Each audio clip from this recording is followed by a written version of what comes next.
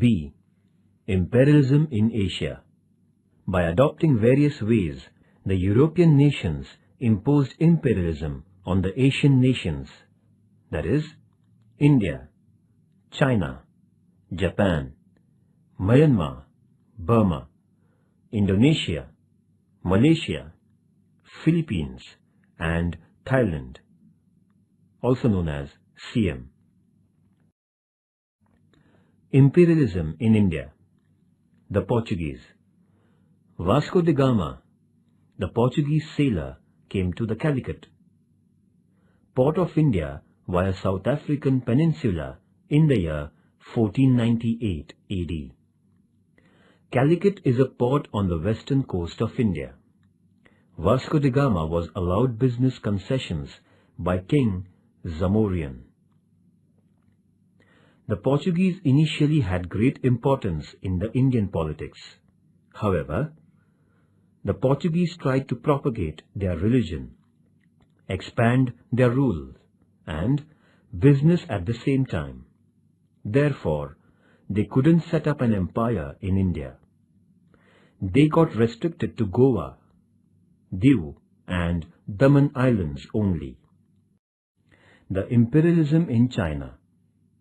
China is the biggest nation in terms of population in the Asian continent. It was considered to be a dominant nation till the second half of the 18th century. The Chinese people believed their culture to be the most superior of all the cultures in the world. It was the Manchurian from 1644 to 1911 which was held responsible for allowing a gigantic China to be brought under the reign of the Europeans. The Portuguese, who came to China via the sea route, were the first European traders there. They alighted at the Canton port of China in the year 1517. They were allowed concessions within the Canton port. Later on, the Portuguese captured the Macau port. After the Portuguese, the traders from France, England, in China. The coastal region of China was used by them for setting up commercial centers. Nevertheless, China didn't allow anybody to interfere into its internal region for almost 200 years. The Chinese society was molded in the ancient Confucian philosophy. The 8-point regulation announced by China imposed several restrictions on Europeans. Those who wanted to enter into China were made to pay tributes to the Chinese emperor at reconciling with China. China began earning a lot of profit by virtue of selling tea, silk, and China vessels. After the Industrial Revolution, the face of China got drastically changed. The Western goods started to sell in China. For the promotion of trade, the European traders in China established an organization named Kohong. The imperialism in Japan.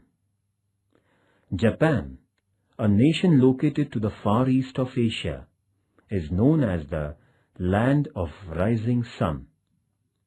The Portuguese, the Spanish, and the Dutch people had been more or less involved in business with Japan from the 16th century.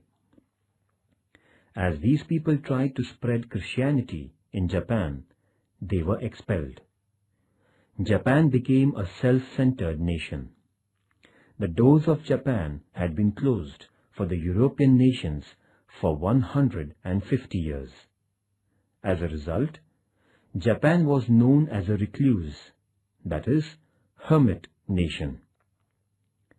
In comparison with the Western nations, Japan was a backward, plutocratic nation. America paid special attention to Japan in 1850. It felt that Japan was a favorable place for business. With this commercial intention, America felt the need of making friendship with Japan. In the year 1852, Commodore Matthew Perry was appointed as a chief of the American Naval Mission to Japan. Thus, Commodore Matthew Perry first came to the Gulf of Edo in Japan in 1853. He made a request to the Japanese government for ensuring safety to the American ships within the marine boundaries of Japan, along with business concessions. The British. With the purpose of initiating business with India, the East India Company was set up by Britain in the year 1600 AD. When the British came to India, North India was ruled by the Mughals. In 1615 AD, the East India Company was permitted to erect a business centre in Surat by Badshah Jahangir. The policy of the company was concerned with only business in the beginning. However, the East India Company started to dabble in Indian politics as the Mughal rule began to show the signs of decline, with intra-dynasty conflicts cropping up after the death of Badshah Aurangzeb. The absolute rule of the British. Lord Dalhousie introduced doctrine of lapse and undertook the mission of merging the local princely states into the British Empire by rejecting the adopted successors in Jhansi, Nagpur, Satara, Sambhalpur, Udaipur, etc. The state of Ayodhya was merged under the pretext of maladministration. Other princely states were deprived of the periodic pensions and brought under the English Empire. Thus, in the 100 years between 1757 and 1857, almost the entire region of India was brought under the governance of England. The rise of British rule in Bengal. The British victory in the Battle of Plassey in 1757 and the Battle of Buxar in 1764 paved a way for the foundation of English rule in India. The expansion of British rule in South India. In the second half of the 18th century, South India had the domination of the Nizam, Hyder Ali, and the Maratha rulers. Hyder Ali was defeated by the British in collaboration with the Nizam and the Marathas. Afterwards, Tipu Sultan, the son of Hyder Ali, too was defeated. There had been 3 battles between the Marathas and the British between 1775 and 1818. Maharji Shinde defeated the British in the first of these battles. However, in the second battle, the British army came off with flying colours. Finally, Bajirao II had to face defeat at the Battle of Ashti at the hands of the English army, and the Maratha rulers were subdued. The Nizam had accepted the subsidiary alliance system. This system forced Nizam to station British army at his cost. Thus, the subsidiary alliance agreement helped the British to expand their territories in India. The power expansion in Punjab. After the defeat of Marathas, except for Sikh power, all princely states in India were under the British rule. It was Maharaja Ranjit Singh who organized the members of the Sikh community. The East India Company was under the threat of the Maharaja. The British would not do any damage to the Sikh reign as long as Maharaja Ranjit Singh was on the throne. The Sikh Empire had spread in the regions of Punjab, Sindh, Kashmir, and areas in Pakistan. In the wake of Maharaja Ranjit Singh's death in 1839, the quarrels among the successors of the Sikh Empire became an advantage for the British. The English Empire won the vast region under the Sikh Empire between 1845 and 1849. The Karnataka battles, battles between England and France. In the Karnataka region, there sprang up a conflict in the bickering business affairs between England and France on the one hand, and the politics at the court of the Nawab. On the other hand, all the first three battles fought in the Karnataka region were caused because of the rivalry between England and France. The first battle in this region was won by the French due to the bravery of their commander Dupleix, whereas the second battle was won by the British as their commander Robert Clive showed greater war strategy that his French counterpart could do, and the French had to bring about a treaty at Pondicherry with England. In the third battle, in the year 1760, England defeated the French army at Vandivash in Karnataka. As a result, there came into being a commercial domination of British. Thus, after the defeat of the French, the imperial roots of British got deeper into the Indian soil. The cutting of the Chinese watermelon. The imperial European nations acquired various commercial concessions from China. The economic domination of China by these nations can be seen as follows. First, England controlled the business and excise of China. Second, France had the Chinese postal service under its authority. Third, Chinese railways were dominated by Europe. China was divided under the power sectors of the imperial nations. This has been known as the cutting of the Chinese melon. America had an understanding that, like the African continent, China would be divided. The French. The French began their trade in India from the year 1625 AD. However, the French dominated Chandranagar, Pondicherry, Karaikal, Yanam, and Mahe. The Open Door Policy. America came out with its Open Door Policy in 1899 with the intentions of avoiding the actual political division of China and taking financial advantage. This policy consisted in equal rights for all nations to trade in China. All the imperial nations had given green signal to the American decision. However, Russia refused to comply with America and China remained undivided. But in the following years, the imperial nations exploited China to a large extent. The First Opium War. The British merchants used to sell the opium got from India in China. The Chinese government, however, was against this business. But the European traders continued smuggling opium into China.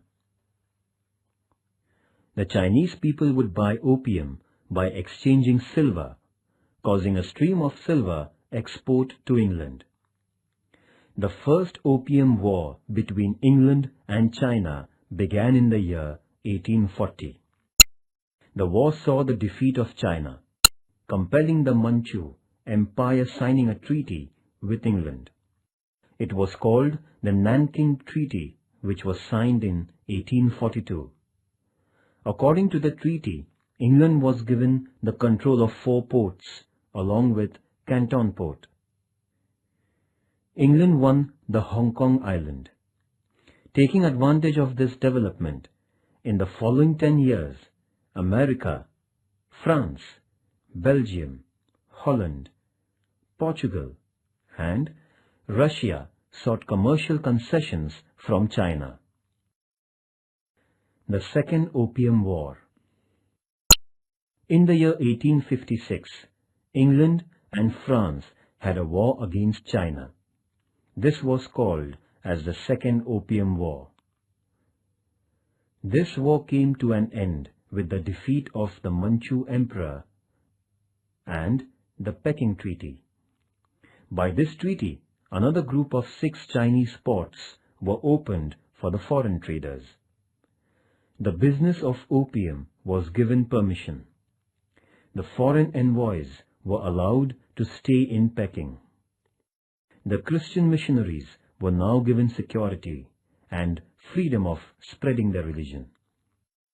Russia attacked China in 1860 and won the Amur Sea coast of China.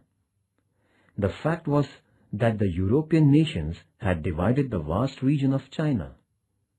Japan too defeated China by waging a war on it in 1894 and 1895. Japan had a part of Chinese region under its command. The Dutch. The Portuguese were followed by the Dutch in India. The Dutch too were interested in business. Thus, all that they could do was to establish their control over the Southeast Asian islands only. The Kanagawa Treaty. Considering the extent and strength of Perry's navy, then the Japanese Prime Minister Tokugawa Shogun signed a business agreement with America on 31st March 1854 at Kanagawa. According to this agreement, 1. America was allowed entry to the Shimonda and Hakodate ports for procuring wood, coal and water. 2. American envoy could stay in Japan. 3. The American sailors in distress should be given Japanese assistance. 4. America was allowed to do business in Japan by the local rules and regulations. In this way, the non-aligned status of Japan came to an end, and the decline of Tokugawa Shogun began. England, France, Russia, and Holland desired to acquire business concessions in Japan, like America. Accordingly, Japan made agreements with these nations and granted business concessions. On the basis of the granted concessions, the imperial nations prepared themselves to exploit Japan.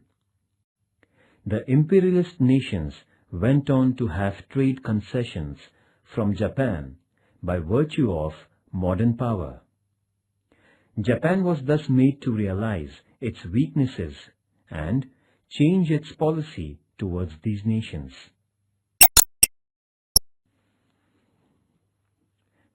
It was during this period that the unrestrained shogun governance was subverted by the Meiji Revolution.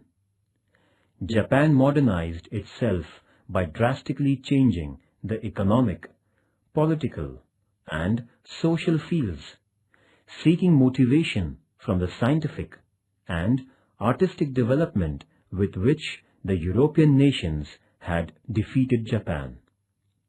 After modernizing itself, Japan endeared the policy of imperial expansion. On the one hand, it made an announcement that Asia was for the people of Asia and Japan for the Japanese. And on the other, with a view to imperial expansion, it defeated the powerful nations like China and Russia and annexed regions belonging to China. Japan brought Korea and Formosa under its empire. Japan, the nation which was a victim of imperialism, became a powerful imperial nation in Asia.